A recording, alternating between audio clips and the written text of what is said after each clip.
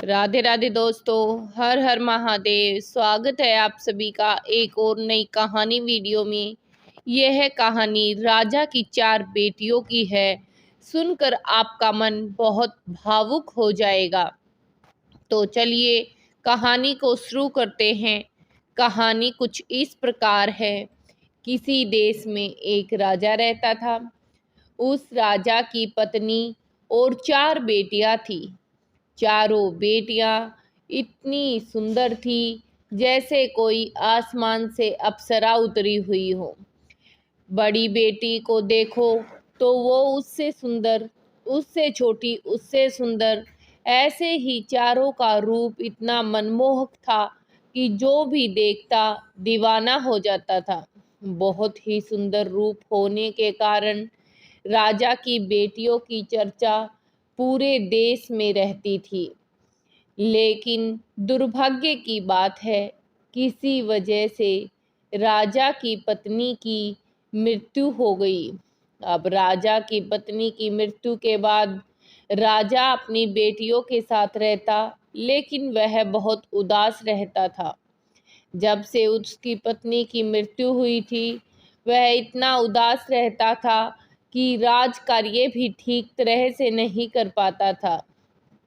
अपने राज कार्य में काफ़ी हानि उसने उठा ली थी। इसी के कारण राजा को मंत्री ने सलाह दी कि आप दूसरा विवाह कर लीजिए। तब राजा ने कहा कि 4 बेटियों के होते हुए मैं दूसरा विवाह कैसे करूं। अब राजा की बात सुनकर मंत्री ने कहा, 4 बेटियां हैं तो क्या हुआ, इतना बड़ा राजपाट है। इस महल में तो अगर आपके 7-8 बच्चे हो जाए तो भी कम रहेंगे।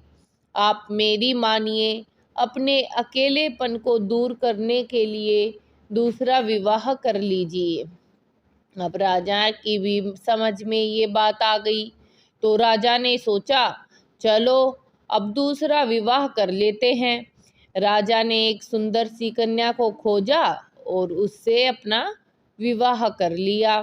अब राजा के विवाह के बाद जो उन चारों लड़कियों की सौतेली माँ आई, कुछ दिन तो वह ठीक ठाक रही, लेकिन थोड़े ही दिन बाद उसको वो चारों लड़कियां खटकने लगी। वो ठहरी सौतेली माँ। सौतेली माँ भला बच्चे को कब तक लाड लड़ाए। अब तो बस जब भी उन लड़कियों को देखे उसको गुस्सा आ जाए। कोई उनकी खूबसूरती की प्रशंसा करे, उसको गुस्सा आ जाए। अब वह उन चारों लड़कियों से चिढ़ने लगी थी। उनके बारे में बात करना भी पसंद नहीं करती थी। एक दिन राजा अपनी रानी के कक्ष में आए। कक्ष में आते ही रानी ने कहा, जाइए, मुझे आपसे कोई बात नहीं करनी। तब राजा ने कहा, अच्छा, ऐसा क्या हुआ? तो रानी ने कहा, जब आपके पास 4-4 बेटियां थी तो मुझसे शादी क्यों की? भला मुझसे शादी करने का क्या कारण था? तब राजा ने कहा, बेटी अपनी जगह पर है और तुम अपनी जगह पर हो, इसमें मेरी बेटियों की बात कहाँ से आ गई? तब रानी ने कहा, हाँ, बात तो उन्हीं की आई है। आपको अपनी बेटियों में से और मुझ में से किसी एक को चुनना होगा। या तो आप अपनी बेटियों के साथ रहो या फिर आप मेरे साथ रह लो। तब राजा भी उस रानी से प्यार करने लगा था। राजा ने कहा, 1-2 बार मिन्नतें की कि ऐसा मत करो, लेकिन रानी नहीं मानी। अब रानी की बात राजा ने माननी ही पड़ी। राजा ने कहा, अच्छा कहो, फिर इन चारों लड़कियों का मैं क्या करूं?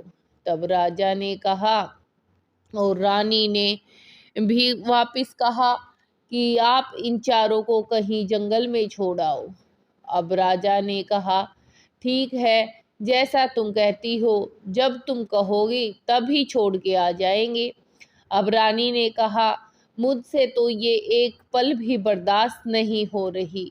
आप कल सुबह होते ही इनको रंग महल से निकाल कर और जंगल में छोड़ आना। तब राजा ने कहा, ठीक है, अब निश्चिंत होकर सो जाओ। ये सारी बातें जो राजा और रानी के बीच चल रही थी, बड़ी बेटी वहीं दरवाजे के पास खड़ी होकर सुन रही थी। अब बड़ी बेटी ने सुन लिया कि माँ और पिताजी तो हमें घर से निकालने की तैयारी कर रहे हैं। वह काफी उदास थी, बच्ची थी, रोने लगी, सोच रही थी क्यों भगवान ने हमसे हमारी माँ को छीन लिया। अब जंगल में पता नहीं हम चारों बहनों का क्या होगा। कोई जंगली जानवर हमें खाएगा या कोई राक्षस वहां पर आएगा। ये बातें सोच सोच कर उसका दिल कांप रहा था। अब उसने जो अपने दिमाग में एक योजना बनाई और राजमहल से जो कीमती कीमती गहने और हीरे जवाहरात थे, उन सब को चुराया और एक थैले में भर लिया और फिर अपने चारों बहनों के कपड़े लिए और इकट्ठा करके एक पोटली बनाकर सारे सामान की रख दी। जैसे ही सुबह हुई तो बड़ी बहन ने चारों बहनों को कहा, पिताजी आज जो भी कहे उनके लिए तुम बस हाँ में सिर हिलाना, बाकी और कुछ ना कहना। छोटी बहनों ने भी बड़ी बहन की इज्जत की। वो एक दूसरे की बहुत इज्जत करती थी, इसलिए उन्होंने कहा, ठीक है बहना, जैसा आप कहोगी वैसा ही करेंगे। थोड़े ही समय के बाद राजा वहां पर आया। राजा ने आकर कहा, क्या कर रही हैं मेरी प्यारी बच्चियां? तब लड़कियों ने कहा, कुछ नहीं पिताजी, आइए आइए।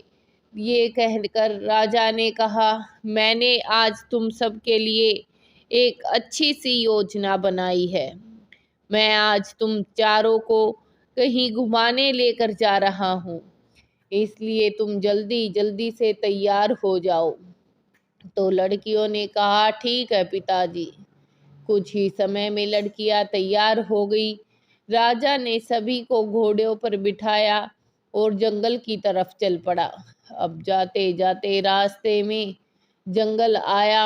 अब जब वो जंगल में पहुंच गए और रात होने वाली थी, तो राजा ने कहा कि तुम थोड़ी देर इस पेड़ के नीचे बैठो, मैं कुछ ही समय में तुम लोगों के लिए भोजन और रात गुजारने की व्यवस्था करके आता हूँ। तब लड़कियों ने कहा, ठीक है पिताजी। तो बड़ी लड़की को सब बात पता थी। उसने कहा, हाँ पिताजी, आप निश्चिंत होकर जाइए। तो पिताजी भी वहां पर अपनी लड़कियों को छोड़कर वापस अपने महल की तरफ आ गए। तब बड़ी बहन ने अपनी तीनों बहनों को सारी बात बताई कि पिताजी अब हमें लेने के लिए नहीं आएंगे, हमें जैसे तैसे ये रात इस जंगल में बितानी पड़ेगी। चारों बहनों ने एक दूसरी के हाथ को थामा और वहीं बरगद के पेड़ के नीचे अपना जो कपड़ा था थैले में वो बिछाया और अपनी रात गुजार ली।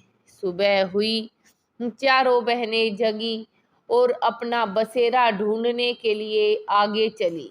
चलते चलते जब वो जंगल से बाहर निकली तो उन्हें एक सुंदर सा महल दिखाई दिया। अब महल को देखकर वो लड़कियां बहुत खुश हुई और बड़ी बहन ने कहा, चलो इस महल में चलते हैं और चलकर हाथ जोड़कर उनसे कहते हैं कि हमें कुछ झाड़ू पोछे का या बर्तन सब्जी का काम दे दीजिए, जिससे हमारा आसानी से गुजारा हो जाए और हमें रुकने के लिए जगह मिल जाए। तीनों बहनें भी साथ में चली। महल में गए तो काफी सुनसान सा लग रहा था। उन्होंने आवाजें लगाई तो अंदर से कोई नहीं बोला। उन्होंने दरवाजा खटखटाया तो दरवाजा अपने आप खुल गया। जैसे ही दरवाजा खुला, उन्होंने देखा सामने बना बनाया भोजन रखा है, बहुत सारे कपड़े रखे हैं, अलग अलग तरह के। चारों बहनें काफी थकी हुई थी। सबसे पहले बड़ी बहन ने स्नान किया, फिर छोटी बहन ने, फिर उससे छोटी और फिर उससे छोटी बहन ने।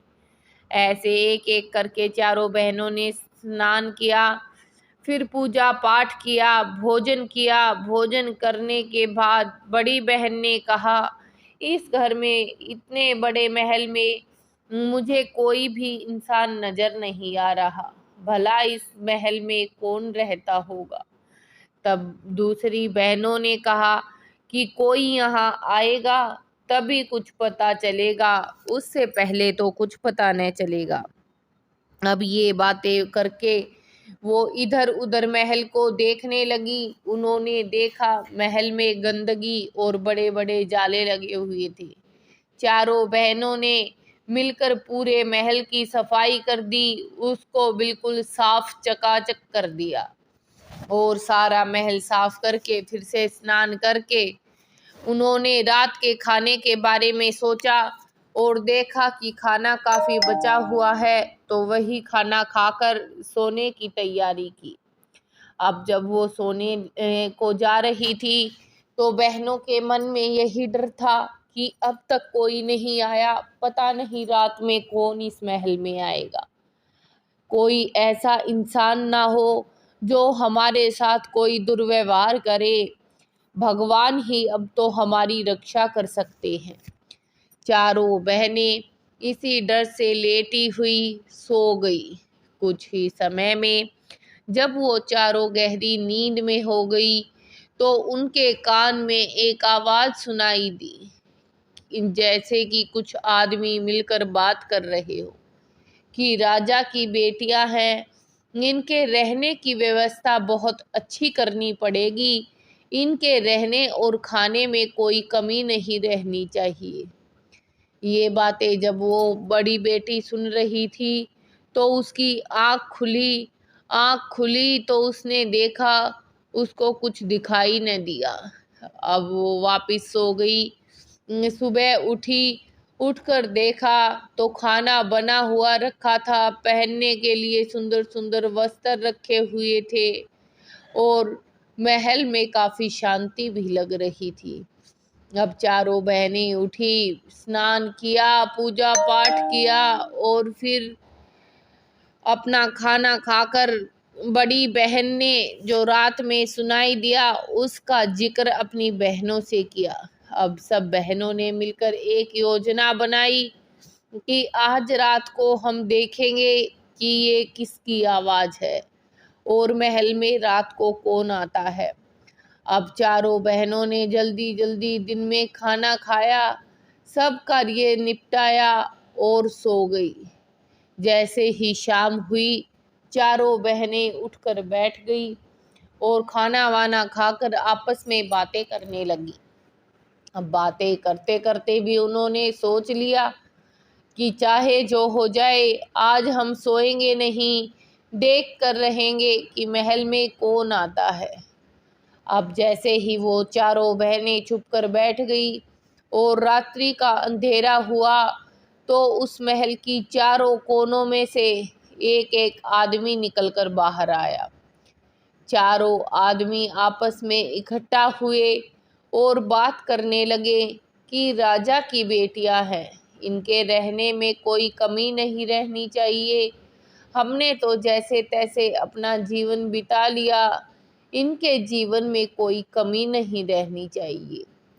अब ये सारी बातें सुनी तो वो चारों उस अंदर से बाहर निकली और पूछा कि तुम कौन हो। तो उन्होंने कहा कि हमारी कहानी तुम नहीं सुन पाओगी, इसलिए तुम रहने दो, हमारी कहानी सुनकर तुम क्या करोगी। तब बड़ी बहन ने कहा, नहीं, आप लोग हमें बताइए कि आप लोग कौन हो और हमारे खाने और कपड़ों की व्यवस्था कैसे करते हो, आप इस बात का जवाब मुझे दीजिए।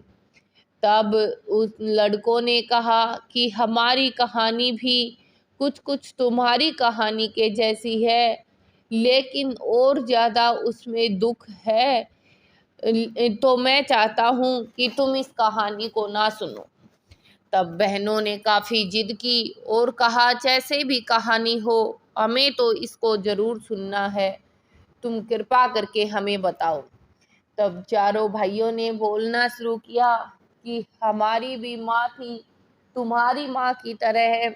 मेरे पिताजी और माँ और हम सब मिलकर खुशी से इस महल में रहते थे, लेकिन किसी बीमारी के चलते मेरी माँ का देहांत हो गया और मेरे पिताजी ने दूसरा विवाह कर लिया। हमारी सौतेली माँ को हम बिल्कुल भी अच्छे नहीं लगते थे, इसलिए एक दिन पिताजी घर से बाहर गए थे और माँ ने हम चारों की गर्दन को कुल्हाड़ी से काट कर अलग कर दिया और हमें इस घर के चारों कोनों में दफना दिया ताकि किसी को पता न चले। अगले दिन जब पिताजी आए और पिताजी को ये सारी बातें पता चली तो पिताजी ने भी आत्महत्या कर ली और अपने जीवन को खो दिया। और मेरी माँ एक मंत्री के साथ कहीं दूर भाग गई, यहाँ से सब हीरे जवाहरात और सोना गहना लेकर। अब ये बात सुनी तो चारों बहनों की आंखों से आंसू बहने लगे। तब उन्होंने कहा कि हमने कहा था, हमारी कहानी बहुत दुख भरी है, आगे सुनो। हम चारों भाई इसी महल में रहते हैं। रात्रि के समय हम बाहर आ जाते हैं, दिन के समय हमें कोई देख नहीं पाता, वरना हम चारों यहीं रहते हैं। हम जिंदा इंसान नहीं, हम तो प्रेत आत्मा हैं। तुम्हारा दुख हमें अपने दुख के जैसे लगा, इसलिए हम तुम्हारी मदद करते हैं और तुम्हारे खाने और कपड़ों का इंतजाम हम दिन में इधर उधर दौड़ कर करते हैं। ये सारी बातें सुनने के बाद अब लड़कियों ने जिनकी आंखों में आंसू भरे थे उनसे कहा कि तुम्हारी कहानी तो हमारी कहानी से भी ज्यादा दुख भरी है। हमें ये सुनकर बहुत दुख हुआ कि तुम लोगों के साथ ऐसा हुआ। हम पूरी कोशिश करेंगे कि तुम सबके साथ आगे जो भी हो वो बहुत अच्छा हो। इतने में सुबह हो गई और वो चारों लड़के वापस अपने अपने उसी महल के कोने में गए और दिखाई देना बंद हो गए। अब चारों बहनों ने कहा, चाहे जो हो जाए, हमें अपनी भक्ति और शक्ति से इन चारों को ठीक करना है। बेचारों की कितनी दुख भरी कहानी है, हमें इसका कोई न कोई हल करना ही पड़ेगा। तब बड़ी बहन ने कहा, सुनो बहना, कुछ दिनों के बाद सावन का महीना लगने वाला है। सावन का महीना बहुत पावन और पवित्र होता है, इसलिए मैं कहती हूँ कि सावन के महीने में हम सब सावन के सोमवार का व्रत करेंगे और भगवान भोलेनाथ से इन सब को वापस इंसान रूप में आने की प्रार्थना करेंगे। अब सब बहनों ने ठीक है कहा। कुछ समय के बाद सावन का महीना आया। सब बहनों ने सावन सोमवार के व्रत रखे और बड़ी बहन ने कहा, सुनो बहन, कहा जाता है कि शिवलिंग पर 1000 बेल पत्र और जल चढ़ाने से साथ में कुछ चावल के दाने अगर एक ही दिन चढ़ा दिए जाएं तो जो हम मांगते हैं वही भोलेनाथ हमें दे देते हैं। तो हम लोग ऐसा ही करेंगे।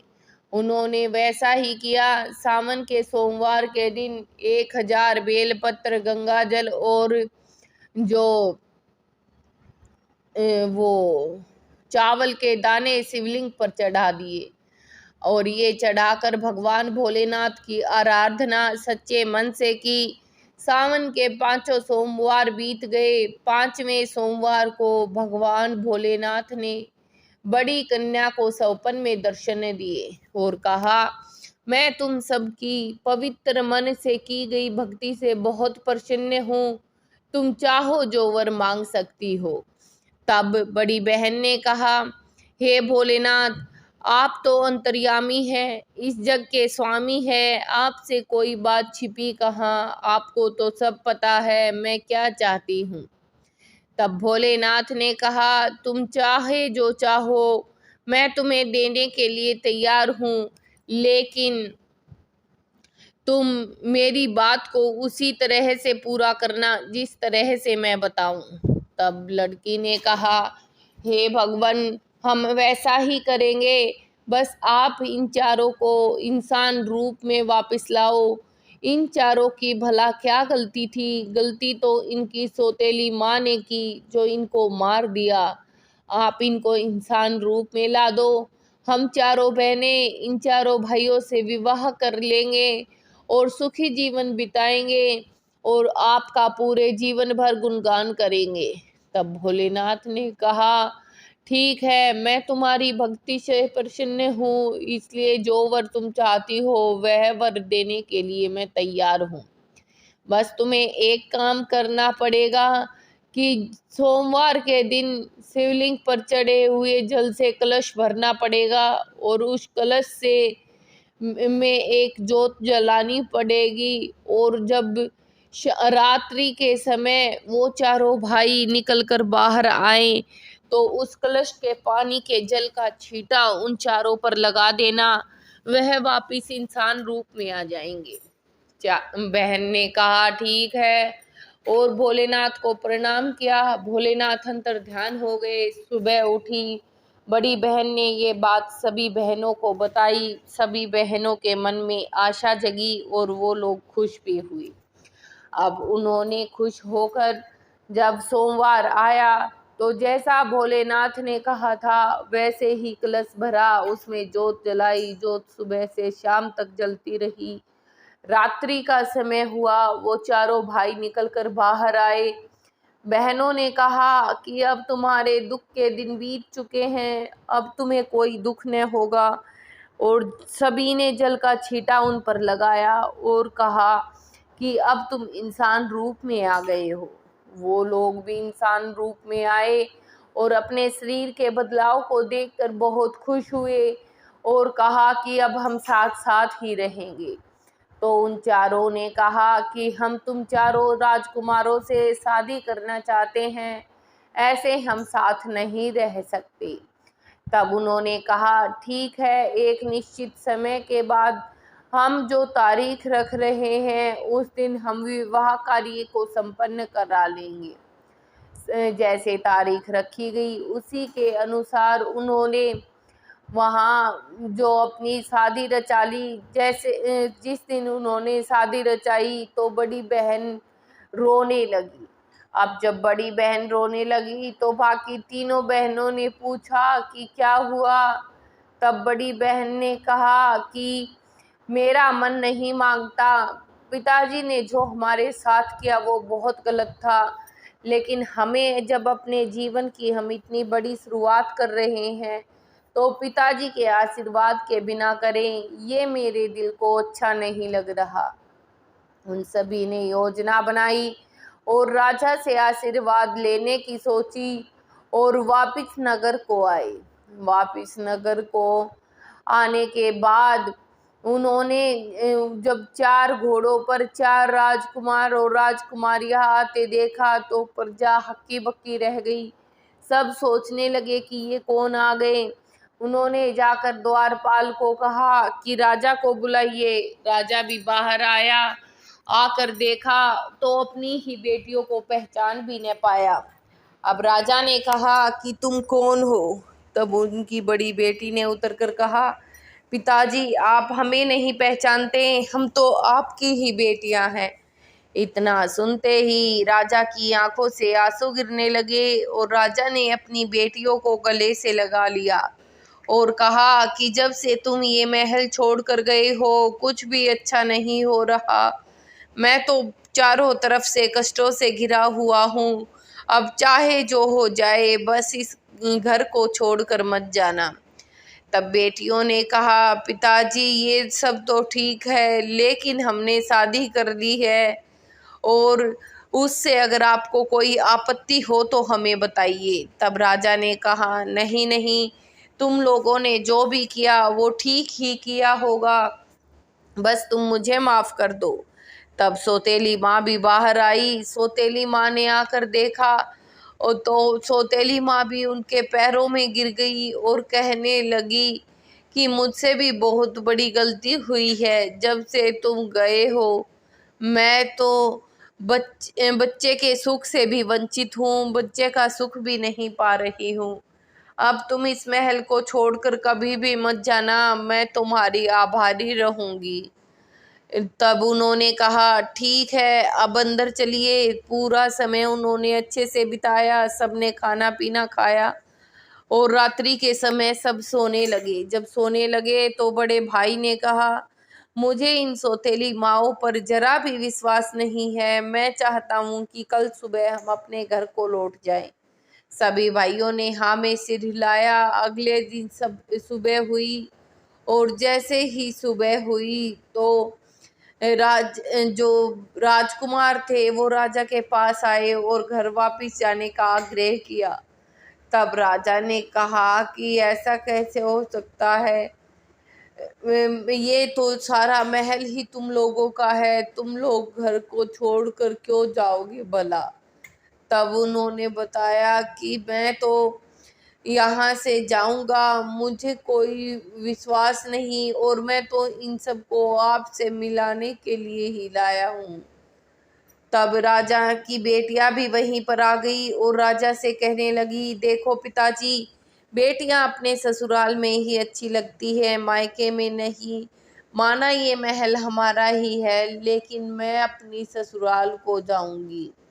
ये बातें जब रानी ने सुनी तो वो काफी दुखी हुई, लेकिन लड़कियों ने समझाया कि मैं जब इनका कि मुझे हमें तो वापस जाना ही पड़ेगा, ये तो दुनिया की रीत और रिवाज है। अब राजा ने भी उनकी बात मान ली और उनको खुशी खुशी से विदा कर दिया और खुद भी एक शांति की प्राप्ति की। जब वो लोग वहां से वापस अपने घर को जा रहे थे तो उन्होंने ये सारी बात आपस में की और कहा, मुझे इन सौतेली माओं पर जरा भी विश्वास नहीं रहा है। अब ये बातें सुनकर वो लोग अपने घर को गए। देखा तो घर के दरवाजे पर एक बूढ़ी औरत बैठी है। अब उस बूढ़ी औरत को देखकर मुझे याद नहीं आ रहा कि हमने इसको कहाँ देखा है। तब एक बेटे ने कहा, अरे ये तो हमारी सौतेली माँ है। तब उस सौतेली माँ को देखकर कहा कि तुम यहाँ कैसे। तो उन्होंने बताया कि जिसके साथ वो भागे थे वो जिसके साथ वो गए थे भागी थी वो मंत्री तो उसको धोखा दे के चला गया। अब उस मेरे पास रहने खाने पीने के लिए कोई जगह नहीं है। तुम्हारा भगवान भला करेंगे अगर मुझे ये जगह दे दो। चारों बेटे चारों बहुएं बहुत दयावान थी, अपनी माँ को अपने साथ रहने को कहा, लेकिन चारों बेटों ने जिंदगी में कभी भी सौतेली माँ पर विश्वास ना किया। जब भी काम करता तो अपने आप ही उस काम को संभालता।